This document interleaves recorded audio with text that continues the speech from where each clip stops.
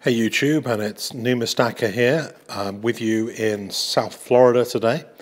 And if you've been in the UK over the summer, then one of the things that happened were there was some great offers on Nectar points. So every Friday for 24 hours, you've got the ability to buy anything pretty much on eBay and get 10 times the normal number of Nectar points. And I hate missing up a good offer, so I was racking my mind as to what I could do to take advantage of this offer. And the thing that I came up with over the summer is to try and find the best possible deal on random sovereigns. Random sovereigns could be anything. Spans a long time. They could be brand new, they could be old. You never know what you're going to get. So over the summer, each Friday, I placed orders for random sovereigns with Pinehurst coins, and I figured that they were selling them for a decent price anyway, and it allowed me to then take advantage every Friday of the 10 times Nectar points offer. And so the last Friday of the month of July, I then used all those Nectar points, and I'll tell you in another video what they added up to and how I used them. But basically I bought random sovereigns, and I bought the Griffin of Edward III Queen's Beast bullion coin. So Pinehurst has a particularly good price on these coins if you buy multiples. So I bought 3 of these coins and some sovereigns, and you'll see another video later on with some of the other sovereigns I bought.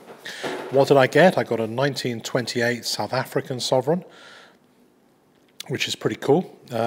It's not there were 14 million, I think, produced that year, so there's a lot of those about, although I don't have a South African sovereign. The earlier years, I think, are a little bit rarer, and the rarest years are 1923 and 1924.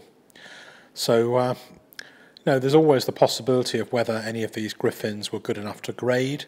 In actual fact, one of them might get a 69, I think, and 2 of them would get pretty low grades because of the usual tiny little bit of rubbing that you get on the Queen side.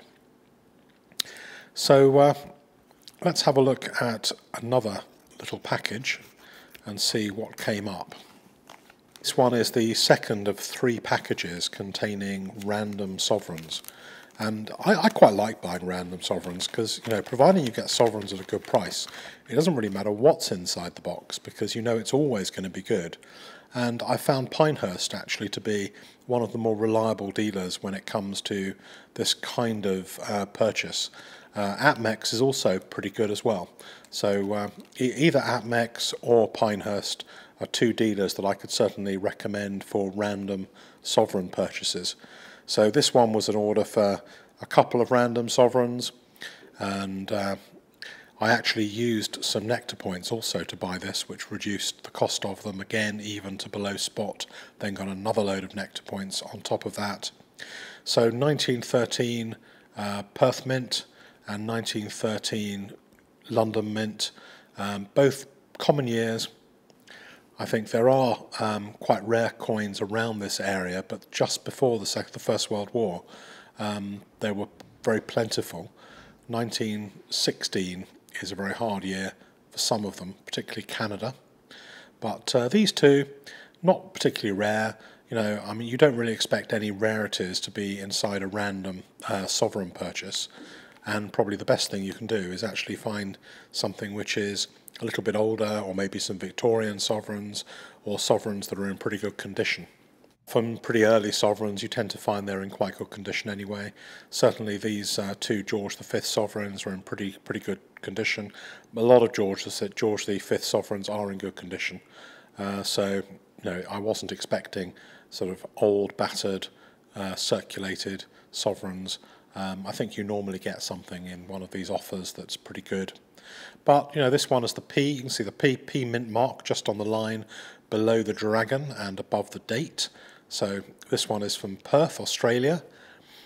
There were probably, oh, let me see, I think there's probably about 2 million compared to 5-6 million for the London one. I have to check the figures, but the Australian sovereigns have much lower mintages generally than the London mint, and you'd expect that because Australia at the time was a kind of outpost of the British Empire. Now, of course, it is a fine independent country and great fun to go and visit.